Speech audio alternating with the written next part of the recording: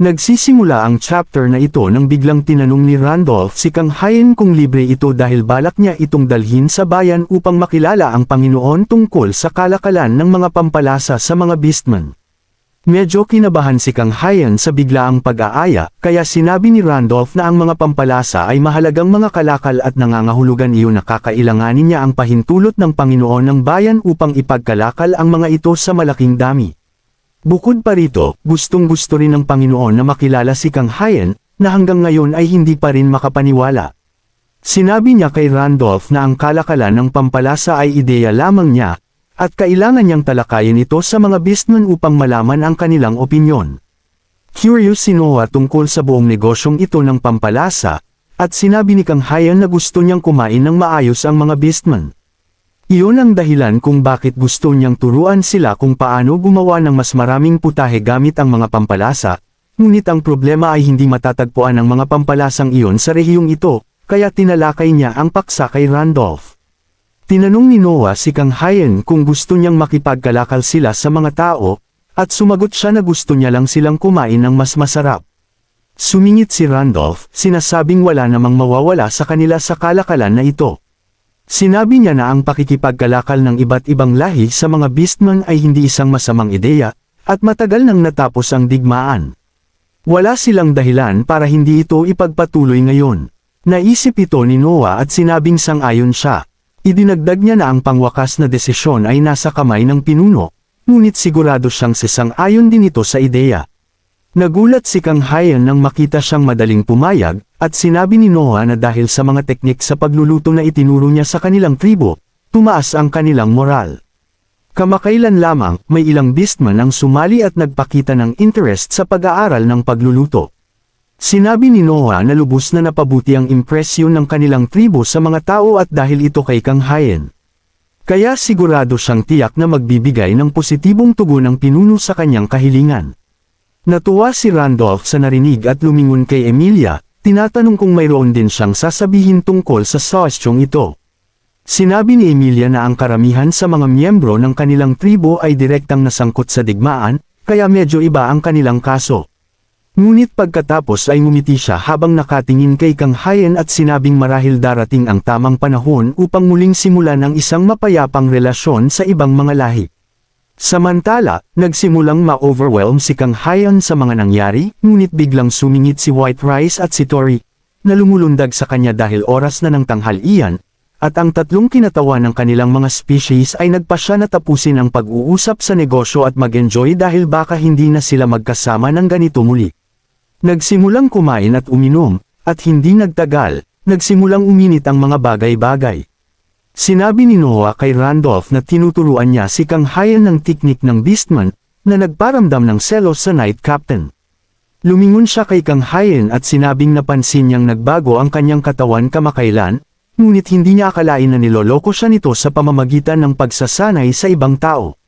Nalasing din si Kang Hayan at humingi siya ng paumanhin sa pagkalimot at pagkatapos ay tumawa, sinasabing ngayon ay mabilis na siyang makatakbo sa apat na paa. Nagpasya siyang ipakita ang kanyang bagong kasanayan at ginamit ang apat na paa, ngunit pagkatapos ay masyadong lasing siya, kaya nakalimutan niya kung alin ang kanyang mga paa at alin ang kanyang mga kamay. Nagsimulang tumawa siya sa kanyang sarili, habang sinabi ni Randolph na hindi niya kailangan ng dalawang guro, at tinitigan siya ni Noah ng galit. Biglang hinamon siya ni Randolph sa isang tunggalian at sinabing ang talo ang titigil sa pagtuturo kay Kang Hayan, at sumagot si Noah na hindi niya tinatanggihan ang mga hamon. Agad silang nagsimulang mag-arm wrestling gamit ang kanilang buong lakas habang si Kang Hayan ay naglalakad pa rin sa apat na paa, at maging si Emilia ay nagsimulang malasing. May ibinulong siya sa tainga ni Kang Hayan na ikinagulat nito, at sinabi ni Kang Hayan na ang pag-aaral ng archery ay medyo masyadong maraming oras na gugugulin para dito baka wala na siyang oras sa pagluluto. Nabigo si Emilia dito at hiniling na turuan siya ng ilang teknik ng dagger, at kinakabahan na sinabi ni Kang Hayan na hindi niya balak makipaglaban ng malapitan sa kahit sino.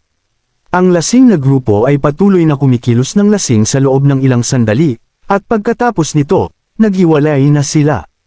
Kinabukasan, pumunta siya sa kusina ng kanyang restaurant at nakitang hindi maayos ang paggana ng kanyang cooktop.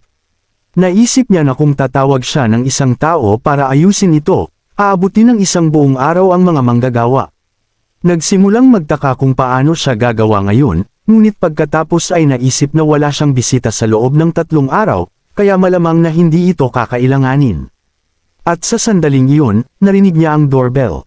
Lumabas siya upang makita ang mga bisita, at sa kanyang sorpresa, sina Sujin, ang kanyang asawang si Minho, at ang kanilang bagong silang na sanggol.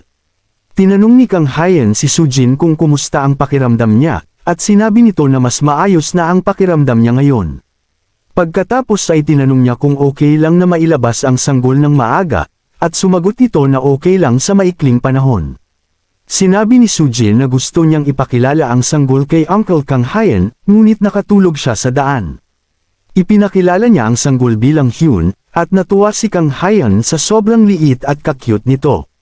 Nakita siyang napaka-curious, sinabi ni Minho at Sujin kay Kang Hyen na pwede niyang hawakan ito. Nagulat siya sa pagkarinig nito at tinanong kung hindi ba ito madudurog. Sinabi ni Minho na hawakan niya ito ng malumanay, at pinunasan ni Kang Hyen ang kanyang mga kamay gamit ang sanitizer. Iniisip na gusto niya talagang hawakan ang mga cute at malambot na pisngi nito. Hinawakan niya ang pisngi nito gamit ang nanginginig niyang daliri at pagkatapos ay sinabi niyang talagang napakalambot nito. Biglang nagselos sina White Rice at Toray dahil akala nila ay may kukuha sa kanilang posisyon. Tumalon sila kay Kang Hyen para sabihin sa kanya na malambot din sila, at tahimik niyang sinang-ayunan iyon. Sinabi ni Sujin kay Kang Hyen na gusto nilang ma-meet ni Kang Hyen ang bata at gusto rin nilang kumain ng masarap. Tinanong niya si Kang Hyen kung pwede siyang gumawa ng isang bagay para sa kanila, at masayang sinabi niya na gagawa niya sila ng masarap na pagkain sa madaling oras. Gayunpaman, nang bumalik siya sa kusina, binigyan siya ng reality check ng kanyang stove. Napagtanto niyang wala siyang apoy at naisip na dapat niyang ilabas ang kanyang kampong stove. Bigla, nakita niya si Tori na nakatayo ng mayabang sa ibabaw ni White Rice, at napagtanto niyang magagamit niya ang kanyang tulong. Iniwan niya ang fire department sa kanya habang abala siya sa paghahanda ng mga sangkap. Nililinis at hinuhugasan niya ang ilang abalone, at saka binlender ang mga lamang loob nito kasama ang rice wine. Pagkatapos nito, hiniling niya kay Tori na gamitin ang kanyang kapangyarihan upang painitan ang kawali para matuno niya ang mantikilya at magisa ang sibuyas at bawang. Idinagdag niya ang mga abalone, ang binabad na kanin, at ang binlandang lamang loob kasama ang sabaw. Pinakuluan niya ang ulam sandali, at maya-maya lang, ay luto na ito. Dinala ni Kang Hyen ang masustansya at masarap na abalone risotto kay Sujin at Minho, na lubos na namangha nang makita ito. Sinabi ni Kang Hyen na gusto niyang gumawa ng isang masustansya at madaling digest na pagkain para kay Sujin. Pero ayaw niyang ihain sa kanya ang simpleng porridge dahil naglakbay siya ng malayo para makarating dito. Nagsimulang kumain sina Sujin at Minho, at naramdaman nila ang pagsabog ng lasa sa kanilang dila. Sinabi ni Sujin na hindi naman ito masyadong isda ang lasa, at sa halip ay nutty ang flavor. At sinabi naman ni Minho na sobrang lambot at chewy ng mga abalone. Sang-ayon si Sujin, sinasabing pakiramdam niya ay kaya niyang kumain ng marami sa mga abaloning ito. Tinatanong niya si Kang Hyen kung pwede siyang magpa-takeout dahil gusto niya ring kainin ito sa bahay. Kinabahan si Kang Hyen. Kinabahan siya nang marinig ito at tinanong kung pwede na lang ba niyang sabihin ang recipe dahil hindi na siya makakaluto pa ngayon. Iyon ay dahil naubusan na ng gas si Tori matapos magbigay ng sapat na apoy para lutuin ang risotto. At ngayon, ay nagpapahinga siya sa ibabaw ng stovetop. Ilang araw ang lumipas, sa mundo ng Pantasya. Pumunta si Noah upang kausapin ang pinuno ng tribo ng Beastman, si Cassandra. Tungkol sa alok ni Kang Hyen na simula ng kalakalan sa mga tao sa mga pampalasa. Sinimulang seryosohin ni Cassandra ang alok. At buong puso namang sinisikap ni Noah na kumbansihin siya na sumagot ng positibo. Sinabi niya na ang kapaligiran at ang aura sa kanilang tribo ay nagbago ng malaki. At dapat nilang samantalahin ang pagkakataong ito. Sinabi niya na ito ay isang pagkakataon upang maunahan ang ibang mga tribo ng Beastman.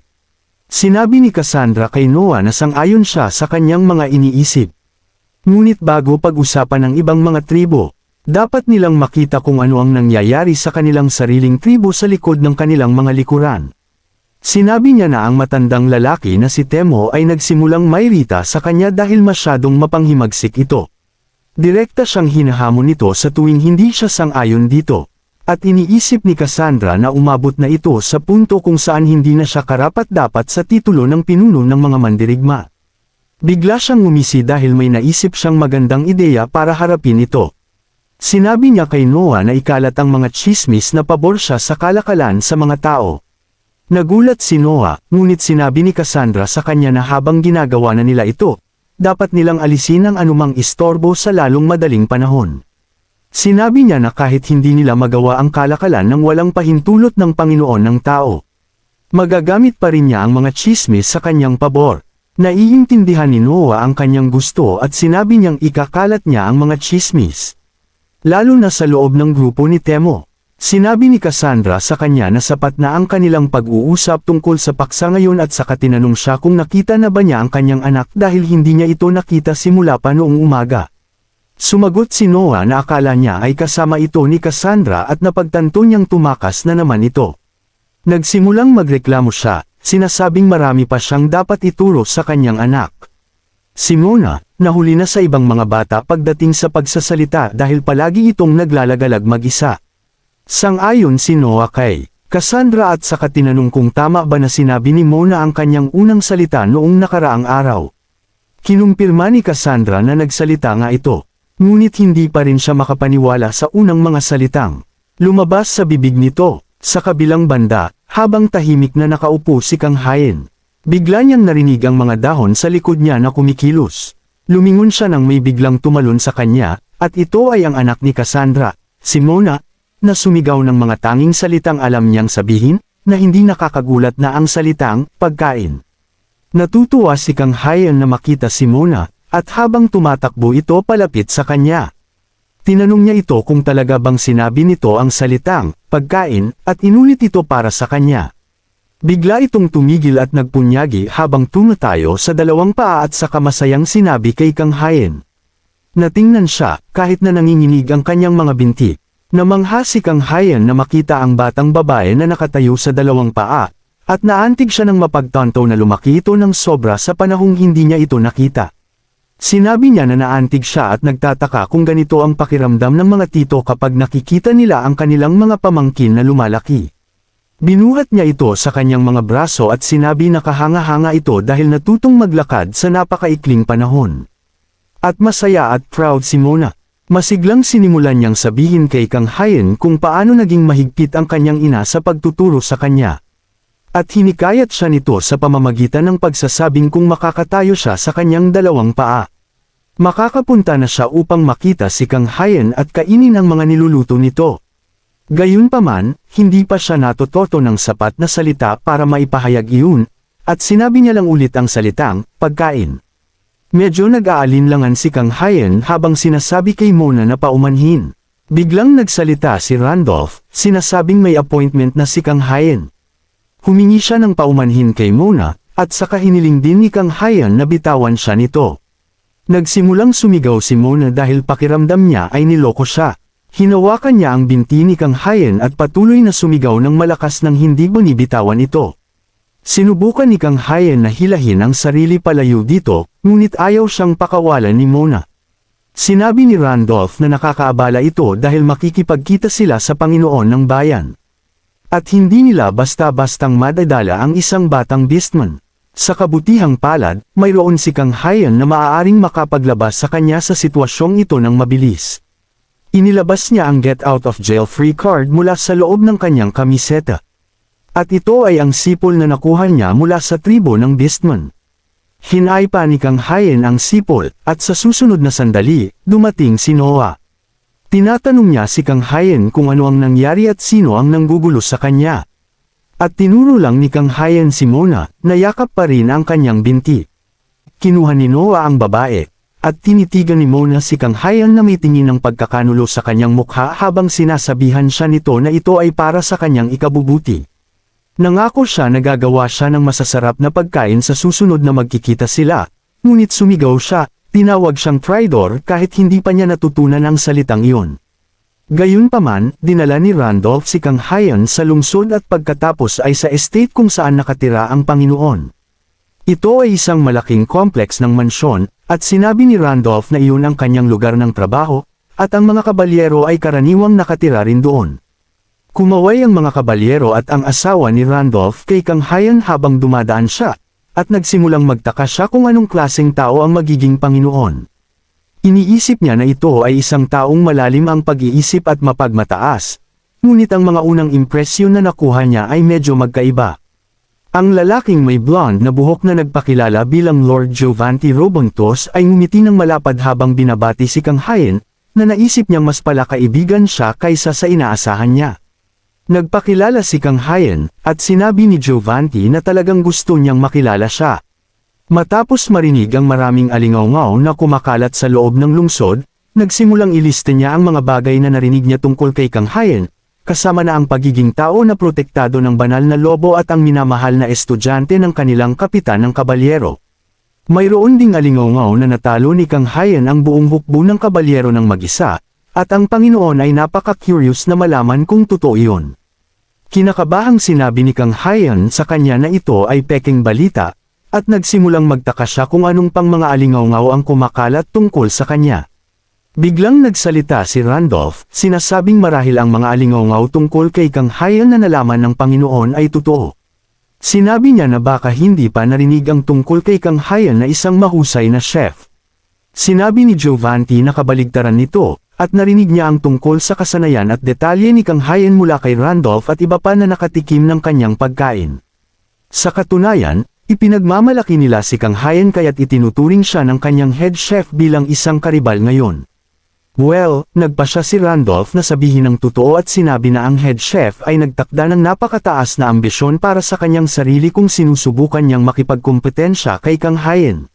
Sinabi ng Panginoon kay Kang Hayan na gusto niyang tikman ang pagluluto ni Kang Hayan kung may pagkakataon sila, at pagkatapos ay tinanong siya kung kumain na ba siya ng kahit ano. Sinabi niya na hindi naman masama ang mga chef nila, at gusto niyang mag-lunch si Kang Hayan kasama niya para makita niya ang kanilang mga kasanayan. Nagpasalamat si Kang Hayan sa alok at nagsimulang isipin na si Giovanni ay isang mabuting tao na marunong magparamdam ng komportable sa iba ng mabilis. Umupo sila sa hapagkainan, kung saan tinalakay nila ang negosyo habang inihahanda ang pagkain. Sinabi ni Kang Hayan kay Giovanni na gusto niyang gawing accessible ang mga pampalasa sa mga businessman dahil mahalaga ang mga ito sa pagluluto. Sinabi ng Panginoon na tila marami nang alam si Kang Hayan tungkol sa pagluluto at tinanong kung siya mismo ang nag-aral nito. Na habang malaki ang papel ng self-study, marami rin siyang natutunan sa paaralan. Tinanong siya ng Panginoon tungkol sa paaralan, at sinabi ni Kang Hayan na nag-aral siya sa ibang bansa. Bigla niyang napagtanto na maaaring wala pang mga paaralan sa pagluluto sa lugar na ito, at inilarawan niya ang lahat sa pamamagitan ng pagsasabing mayroon siyang guro. Gayunpaman, marami na siyang ibinigay na impormasyon kay Giovanni upang siya ay interogahin. Tinanong niya si Kang Hayan tungkol sa pangalan ng kanyang bayan. Sumagot si Kang Hayan na medyo malayo ito, at sinabi ng Panginoon na dapat ay may mahusay na network ng transportasyon para makapunta siya rito bawat linggo. Sinabi niya na ito ang unang pagkakataon na nakita niya ang uri ng damit na suot ni Kang Hayan. Sinabi niya na hindi ito isang estilo na makikita kahit sa kabisera, at hindi niya maalala ang anumang bansa na may suot na ganoong damit. Kinabahan si Kang Hayan ngayon, ngunit habang tinatanong siya ni Giovanni na magkwento patungkol sa kanyang bayan, biglang sumingit si Randolph. Huminto si Giovanni dito at humingi ng paumanhin kay Kang Hayan sa pagpapahayag sa kanyang curiosity. Sinabi ni Kang Hayan na ayos lang, at pagkatapos ay sumagot ang Panginoon na ang pagiging kaibigan ni Randolph ay sapat na upang pagkatiwalaan ng sinuman, kaya hindi na niya tatanungin pa si Kang Hayan tungkol sa kanyang pagkakakilanlan. Idinagdag niya na ang kanyang mga aksyon sa hinaharap ang mahalaga ngayon, at napagtanto ni Kang Hayan na ang Panginoon ay hindi kasing friendly gaya ng una niyang akala. Sakto namang kumatok ang chef sa pinto, at na-excite si Giovanni dahil andito na ang pagkain. Sinabi niya sa mga staff ng kusina na pumasok, at naghain sila ng full course meal para sa Panginoon at sa kanyang mga bisita. Sabik na gustong tikman ito ni Kang Hayan, ngunit nakaramdam siya ng isang masamang pakiramdam na parang may nakatitig sa kanya mula sa likuran. Lumingon siya at nalaman niyang tama siya, at ang head chef ay nakatitig sa kanya tulad ng isang Italian chef na nakatitig sa mga taong naglalagay ng pinya sa kanilang pizza. Iyon lang para sa video na ito. Maraming bagay ang nangyari dito, ngunit nagawa ni Kang Hayan na simula ng isang pag-uusap sa pagitan ng tatlong lahi na maaaring magdulot ng kapayapaan sa mundo balang araw. Gayunpaman, tila bago pa man makarating sa puntong iyon, kailangan niyang makipaglaban sa head chef ng Panginoon at marahil ay makipagbuno rin sa mapaglarong Panginoon mismo. Tingnan natin kung ano ang mangyayari sa susunod na video. Hanggang sa muli, i-like at i-subscribe ang aming channel.